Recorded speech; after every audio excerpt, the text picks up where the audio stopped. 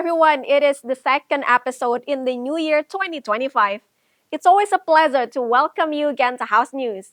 In this episode, we present you the latest information coming from the House of Representatives of Indonesia. So now let's have a look at our headlines for today. BKSAP of the House recently held a meeting with the Asia Pacific Department of FES Berlin to discuss cooperations on social security and demographic challenges. Commission 1 welcomed the Japanese delegations during a courtesy call recently. The meeting focused on strengthening bilateral relations, including defense and security cooperations. The chairpersons of Commission 6 of the House hopes Indonesia and Peru will expand their collaborations beyond trade. This includes strengthening bilateral ties, particularly in the food sector. Commission 11 questions the role of the Financial Services Authority or OJK in combating online gambling. They argue that OJK has not worked optimally and should take stronger actions against the issue.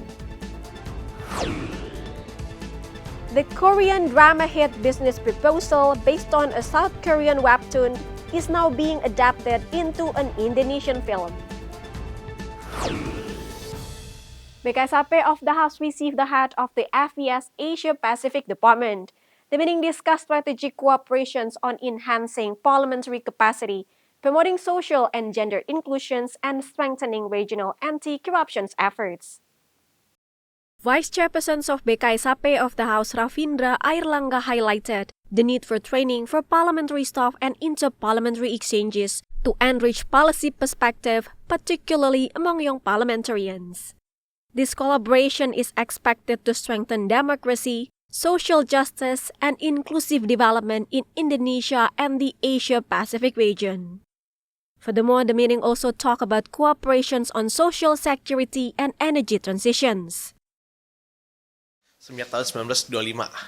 Nah, mereka ingin menawarkan kerjasama dengan BKSAP, terutama 3 hal. Pertama, training untuk staff-staff dan tenaga penunjang BKSAP, yang saya rasa penting karena memberikan perspektif yang lengkap tentang berbagai isu, baik itu tentang social security, transisi energi, dan juga hal-hal lainnya. Salah satu isu yang diperhatikan adalah social security atau BPJS di kita, BPJS Kesehatan. Pertanyaannya adalah kita dengan populasi kita saat ini mengalami demographic bonus, tapi kemudian beberapa tahun setelahnya ketika terjadi perubahan di mana nanti populasi tua lebih banyak dari populasi produktif, bagaimana nanti kita bisa tetap sustain untuk program social security ini. Through a joint commitment, the House and FES are working on agreement to address global challenges such as accessibility for people with disabilities, the aging populations, and the sustainability of social security systems. Bondan and Bari, TVA Parliament Report. As Indonesia and Japan celebrate 60 years of diplomatic ties, they strengthen their cooperations in security. Japan plays a role as a strategic partner, especially in improving Indonesia's economic and defense capacities. Commission 1 of the House recently received a courtesy call from the Japanese ambassador. The meeting focused on exploring various opportunities for collaborations between Indonesia and Japan, including issues concerning Indonesian migrant workers in Japan. The meeting also covered Japan's Official Security Assistance or OSA, where Japan helps developing countries by offering military equipment and infrastructure to improve their security. Mereka sendiri meminta bantuan Komisi 1 karena mereka sedang membuat OSA, Official Security Assistance. Artinya mereka ingin membantu kita dan ini harus ada titik persetujuan dari Kemlu dan Kemhan, yang tentu saja juga dari Komisi 1 DPR RI.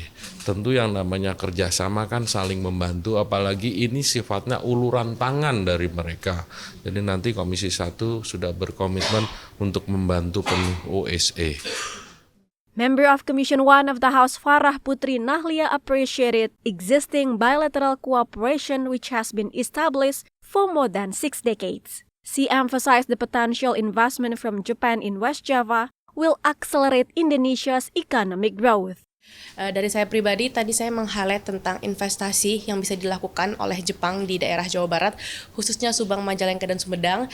Terlebih potensi yang ada di daerah tersebut itu sangat sayang apabila ditinggalkan, dan ini bisa menjadi salah satu tempat yang efektif untuk mempercepat ekonomi kita di Indonesia. Adila and Umam, TVA Parliament Report. Commission 6 emphasizes food sovereignty must be the foundations of international cooperations. This is important to ensure the sustainability of local agricultural products in a competitive global market. The chairpersons of Commission 6 of the House, Anggia Ermarini, received a visit from the ambassador of Peru to Indonesia. Anggia stated food sovereignty is more than just having enough food from local sources. It also involves strategic steps to ensure the domestic market absorb all local products. Therefore, policies related to imports and international cooperations should not compromise domestic interest. Kita bersepakat untuk meningkatkan kerjasama terutama di isu perdagangan. Paling tinggi, heavy-nya itu ya di isu perdagangan. Karena selama ini juga Indonesia lumayan banyak juga mengimport barang-barang dari Peru juga, logistik, lalu kemudian pangan gitu, itu banyak juga di situ. Dan kebetulan kan Pak Presiden punya atensi yang tinggi banget nih tentang isu pangan. Jadi itu juga salah satu yang kemudian akan kita lihat kembali gimana supaya lebih kuat juga, lebih baik lagi ke depannya, lebih maju. Through the established international cooperations, Anggia hopes the government will carefully evaluate every imported food product, focusing on food safety and its impact on the local market. This effort not only protects local farmers from unfair competitions, but also creates a more balanced and fair trade system. Rifki Makdudi, TVA Parliament reports. Commission 11 criticized OJK in online gambling issues. Make sure to stay with us right here on Lewan House News.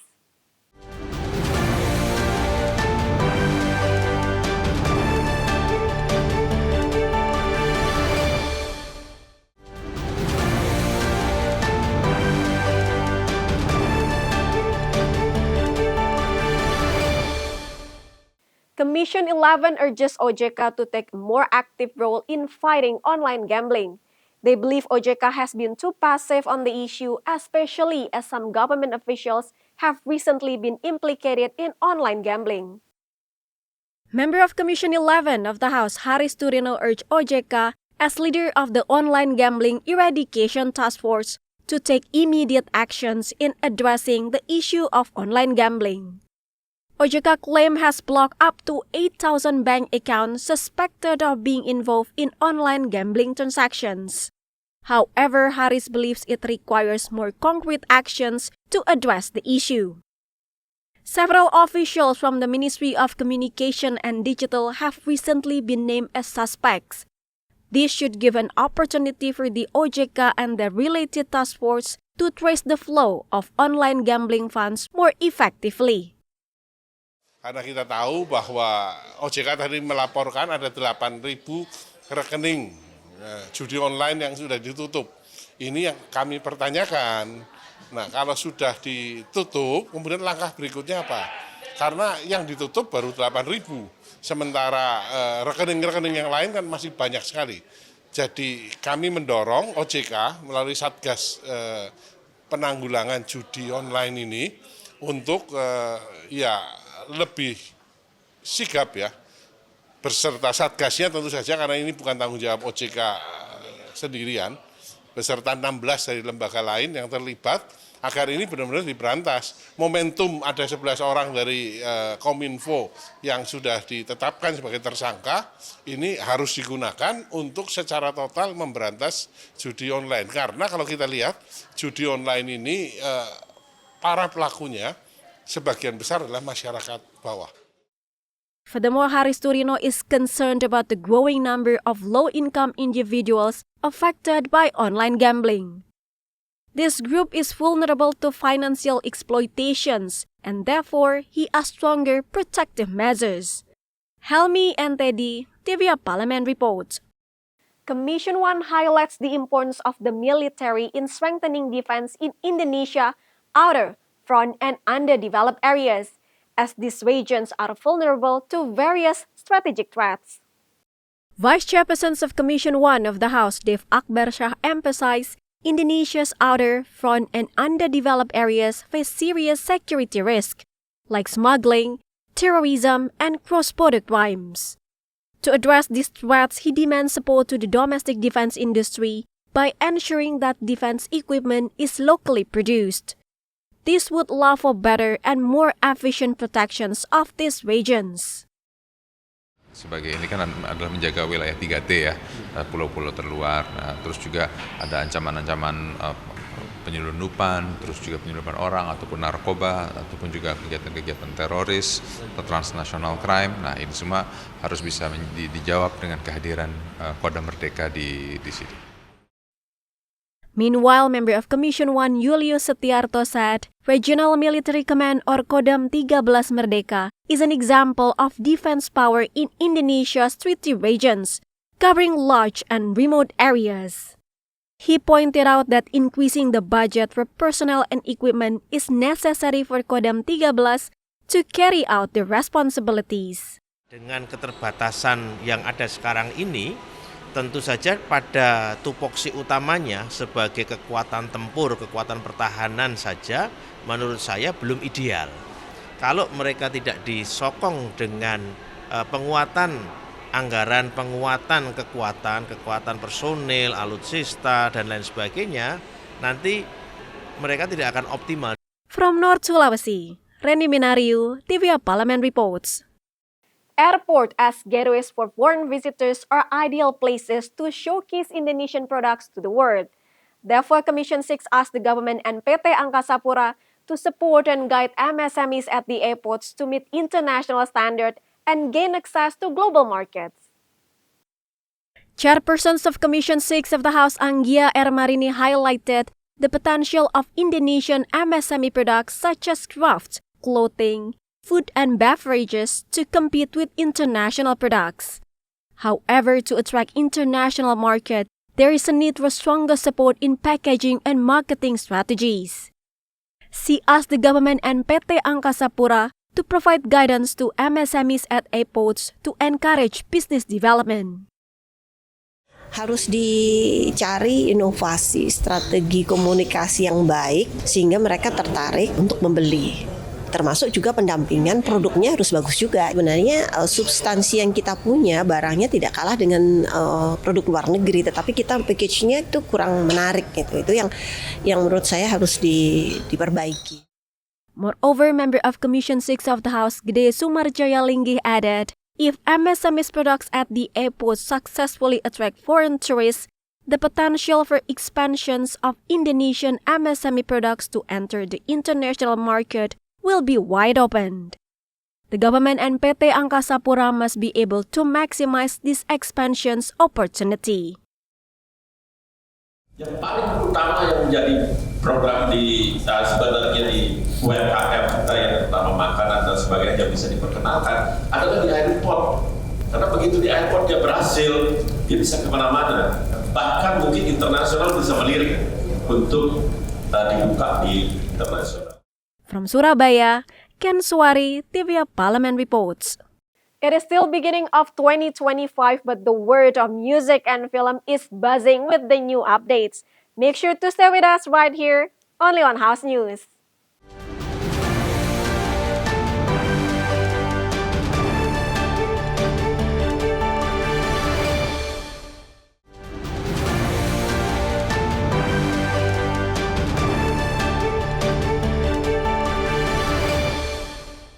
Falcon Pictures has announced an exciting new film project. Building on the success of Miracle in Cell No. 7, the studio is now preparing a film adaptation of Business Proposals. This is a popular webtoon that has gained global attention. The story of Business Proposal achieved great success when it was adapted into a South Korean drama series in 2022. Now it is adapted into a film titled A Business Proposal, which is set to be released in Indonesian cinemas on February 6, 2025. This film adapts a story that is already popular with audiences, bringing the familiar plot to the big screen with a fresh local twist.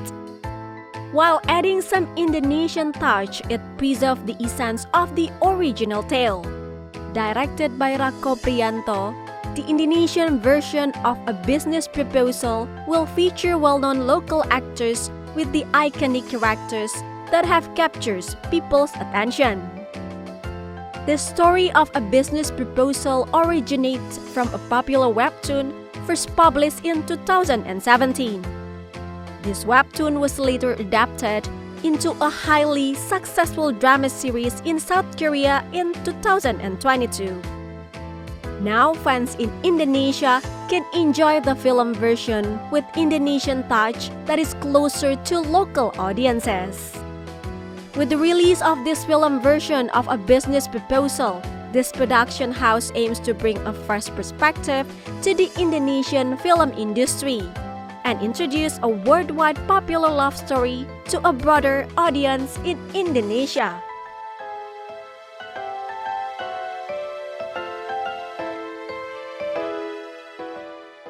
Indonesian beatboxer has become a hot topic in the International Beatbox after winning second place in the Florida Beatbox Festival wildcards for 2025. With this achievement, he becomes the only Indonesian to qualify for the prestigious competitions take place in France in April 2025. Adi Karang, known for his energetic and innovative performances, entered the world of beatboxing about 10 years ago. He began his musical journey as a self-taught artist. Adi built various beatbox techniques and gradually refined his skills. Over time, Adi developed a unique sound style and technique that is difficult to imitate.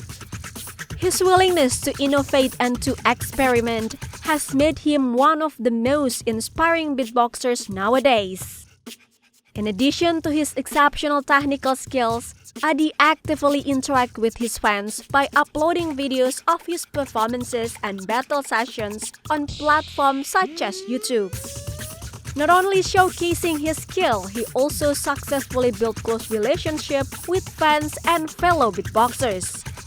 This interaction has inspired beatbox community in Indonesia and around the globe.